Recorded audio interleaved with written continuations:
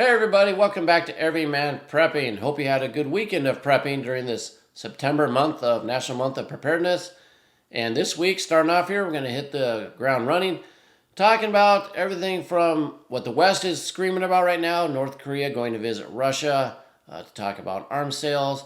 We're going to then talk about Dimitri Medvedev, what he said about 9/11, and what he's saying today also about what Russia should do next. He's very colorful, very wears his emotions on his sleeves, says a lot of crazy stuff, but we have to listen to him. He's the second in charge of the Security Council in Russia, right behind Putin, and that's like the Department of Defense. So we need to pay attention what he says because he has a lot of influence, like I've mentioned many times before. And lastly, we're going to get into some articles about how the United States is poking the bear more because it looks like they really want to try to start this World War III. I guess it's taking too long for it to happen. So I want to get into all that, and I want to thank everybody that's hitting that like button right now, that shared the video, is commenting down below, and also subscribing to the channel. Appreciate everything. So let's go to the first article, like I said, talking about, let's get it up here, North Korea, Kim Jong-un visiting Russia. And he's taking his green train, his Green Lantern train. It's got the nice yellow stripe on it. He doesn't fly, always takes the train. It's armored. I don't know if he has a fear of flying or what, but that's what he does. Anyway, this banner here says, according down here to the description, says towards a new victory. Let you come up with the reason why they put that banner up, but he's headed there. Both countries confirmed it today. They're going to meet at Putin's request, and they're going to maybe a city called Vladivostok. There's a little tiny portion of North Korea in the very north that borders Russia. It's not very big, but you can go through there, go to the city. Saw some pictures. It looks very pretty, that city.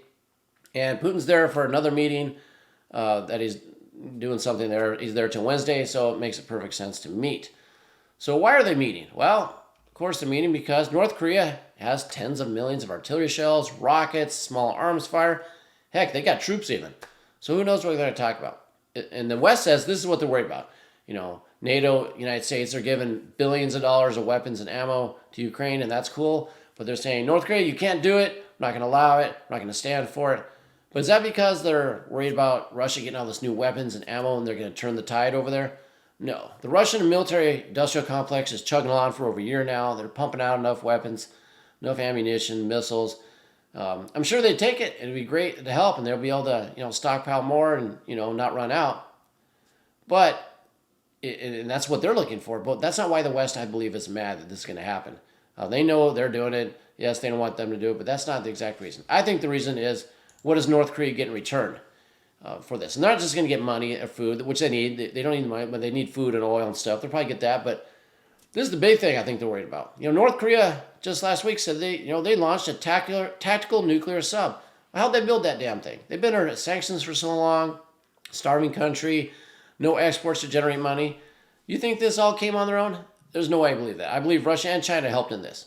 So the West is worried about technology transfers, military transfers, submarines, nuclear, satellite, EMP, all that stuff that North Korea could then turn and use against the United States. That's what I believe they're really concerned about, is the technology, weapons transfer. That'll be probably part of this deal, along with food and other stuff. So that's why the United States would like to stop this. Now, how are they going to stop this? What can they do? Can they stop the weapons from going across there? They just put them through the train system, go through China, whatever. No, they could what? They could attack North Korea, which we know would end up in World War III and Armageddon. They could try a regime change, which the United States loves to do in countries that don't do what the United States says. They install a leader of their own through the military going in there and helping out with the regime change, or the three-letter organizations doing it, whatever. But North Korea is right next to China. It's an extension of China. It's like your pinky to your hand. If the hand is China, you think you're going to let them chop off the pinky and put a Western favorable government in there? Heck no, that'll never happen. That leads to World War III too. There's no way the United States is stopping this no matter what happens. They can raise a big stink all they want, but it's going to happen. If they try to stop it, World War III is happening. So let's get back onto this. That's what's going on there. Let's see what comes out of it, but I'm sure they're going to yell and scream, but barring starting World War III, which maybe that's what they want to get into. Maybe that's the cause they're going to use. The false flag, the Black Swan event they're trying to cause, to spark that war going on over there. I don't know, but, it's not going to lead to anything good. And that leads us to Dimitri Medvedev So earlier, I think it was Sunday or Saturday, he put out a Telegram post. Not this one. We're going to go through this one in a minute, where he said the attacks of September 11th are basically he thinks going to happen again. And on September 11th today, we remember the huge tragedy. I'm not going to go into who did what and why it happened, except to say, yeah, Building 7 fell miraculously on its own somehow, but we'll leave that be. And getting back to Dimitri, he said that kind of attack's going to happen again, but it might be nuclear or biological. Is he saying that a false flag's going to happen? That they would do it? I don't know. He put that out there. We need to listen to him because he is the deputy chairman of the Security Council, right behind Putin. He has a lot of influence. That's like our Department of Defense.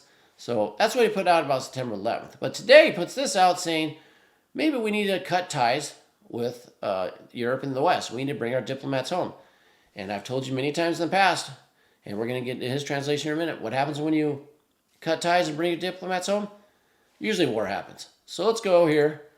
We see here, this is the translation, Russian on the left, English on the right. If you want to pause the video and read along, you can do that as well.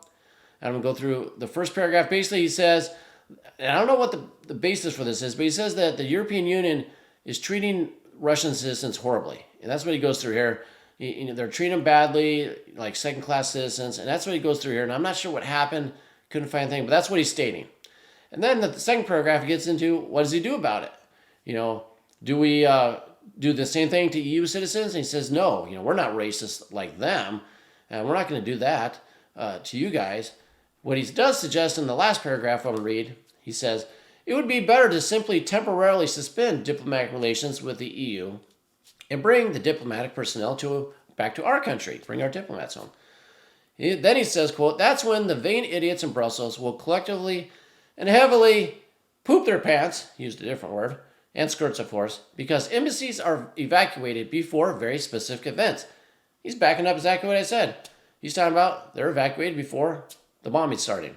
Who knows what else these orcs in quilted jackets from their mindless Mordor are capable of. So, he's back there saying, I believe we should pull our diplomats. And what happens when that happens? War starts. So, I always talk about the war drums beating. Well, they're beating pretty heavily with that one. And let's go on here to the next article. We're going to talk about the U.S. poking the bear. So, as you can see here in this one, you probably heard, Zelensky's wanted ATACMS for a while. It looks like we're sending them. And we're definitely going to go. Just like last January I said when the tanks are coming, F-16s are coming. Yeah, their F-16s are going to be there probably this month or next for sure. And ATACMS are coming too. They're long-range missiles, basically, is what they are. So the Biden administration is likely to send Ukraine long-range Army Tactical Missile Systems, or ATACMS. And another official said they are coming. All right, another huge escalation because right now the range of the missiles we've sent are about 50 miles. They have the English, I can't remember how the name of the missiles called. They're longer range, but they don't have that many of them. I can't remember the name of that, the one from the UK, the long range one that came right now off the top of my head. I'm drawing a blank, but they have those, but they're in short supply. We have plenty of ATACMS to give them, but we could, and they fly much further. In fact, we go down here, it says they range up to 190 miles, which is 300 kilometers. From the northern part of Ukraine, it's almost Moscow. But I think they want to use these against Crimea. They want to take out that bridge, and they're going to use these to do it. They want to take out the Kerch bridge, the Crimean bridge. That's their goal this whole time because they want to cut Crimea off. They can also reach very deep into Crimea to take out, airports, planes, logistics, and then deep into Russia. And they're harder to shoot down than drones and other weapon systems. So this is like what it looks like when it launches here. They can be shot out of the HIMARS systems, which Ukraine already has, so we don't need to give them the system to shoot it. We just need to give them the missiles. And then going down here, I have something else highlighted. Here we go. Now, you remember how the United States found $6 billion of extra money to give Ukraine because of an accounting error? They used current day prices when they said, we should use the prices of what it cost to build it back then. Even though it takes today's money to replace it, don't worry about that. We found $6 billion. Well, look what this says. The U.S. has found it has more ATACMS in its inventory than it originally assessed. How the hell does that happen? The military should have an exact count of every weapon they have, every system. I know I've been in the Army before. I was even in the ammo platoon. I knew down to the bullet how much I had all the time in the depot, in my troops, down to the round. and you are trained to count every single damn round. So they know how many they have, but saying that they found more than they thought is BS. They're just trying to tell you we're going to send them a whole bunch. And it says ATACMS come in several forms, from missiles with high explosives to anti-personnel cluster munitions. Yay. That drop hundreds of bomblets. And it goes on to kind of back of what I said. I think specific targets in Crimea would be command and control, logistics hubs, ammo facilities, and air bases. I'm telling you, it's the bridge. That's what they're going to go for. So these are probably going to arrive soon. Russia's going to be pissed, but we'll see what happens from that. But they're going to be flying soon. They're going to try to take that bridge out. Now, how else are we poking the bear? Well, Romania and the U.S. are going to hold naval exercises in the Danube where, Russian drones have been falling into Romania, and that's a whole nother issue. But they're in the Black Sea and in the Delta, Danube, the river. They're going to conduct exercises. It's going to call it Sea Breeze 23.3 out there. Excuse me. It says the main goal of Sea Breeze 23.3 is to develop operational and tactical cooperation between the participating nations in combating explosive devices, especially naval mines, in order to ensure free navigation. All right, so we want free navigation. The UK said they're going to start escorting ships in that area. Now, this happened before. So back in March of this year, they did another drill over there. So might not be a huge escalation. It's happened before, earlier this year. They're doing it again, but with the grain deal being cut and Russia saying we're going to board ships, who knows what can happen. A couple false moves, a couple trigger-happy people, and then we have a huge escalation. But another poke. The last poke to the bear we're talking about is Armenia. They're going to hold exercise with the U.S., and they're going to do some joint training. Armenia has been an ally of Russia for the longest time. There's a Russian base there. We're going to see here. Let's read this here really quick before we talk about it. They're going to hold exercise this month as tensions rise, yes. Now, it's very small. Only 85 U.S. troops there. So it's all symbolic. What this is happening is a very symbolic move. But it's the U.S. poking the bear saying, look, we're going to send some troops from the 101st Airborne, I believe it is. The 1st Brigade of the 101st Airborne. They're going to go through September 20th. And, we're going to host them in, Armenia, which is, like I said, a Russian, basically, ally, but they're becoming unfavorable with them. They host a Russian military base there. There's a military base within Armenia. And it says here that Armenia has become increasingly delusioned with Russia since the 2020 war with Azerbaijan. In the armistice, the Russians were supposed to have peacekeepers there. They were supposed to keep a road open to an Armenian enclave within Azerbaijan called Nagorno, something like that. But Azerbaijan has blocked that road, and the peacekeepers haven't opened it up. So they're mad at Russia.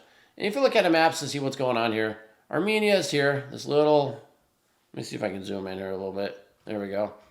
Armenia is this country here. And that enclave is over here in this portion of Azerbaijan. But it's landlocked. It's small. Only 85 troops. It's more just, poking that bear, just putting your finger in someone's eye that we're going to send U.S. troops to a Russian, former Russian ally with a Russian base here. There's Georgia to the north, Azerbaijan to the east. You got Turkey to the west, and you got Iran down here to the south. So is it a worry to Russia that the U.S. is going to go and attack that way? No, not a concern at all. It's just more of, look what we're doing to you. Just keep irritating, just keep poking them, because I think they're actually trying to get Russia to, to make that final move, to attack NATO country, do something. I don't know. They're not doing anything to de-escalate. Let's put it that way. Nothing the U.S. is doing, and all this stuff I told you is to de-escalate, try to bring the war to a close, try to calm tensions down in Asia. No, we're still on that roller coaster going up until finally we turn over and come down, and we're on that war spiral going down. So that's what I have for you today. Leave comments down below if you have comments on anything in this video or just anything in general at all. I'd love to hear what everybody has to say. I love your commentary on my videos. And until next time, keep your ear to the ground and head on a swivel.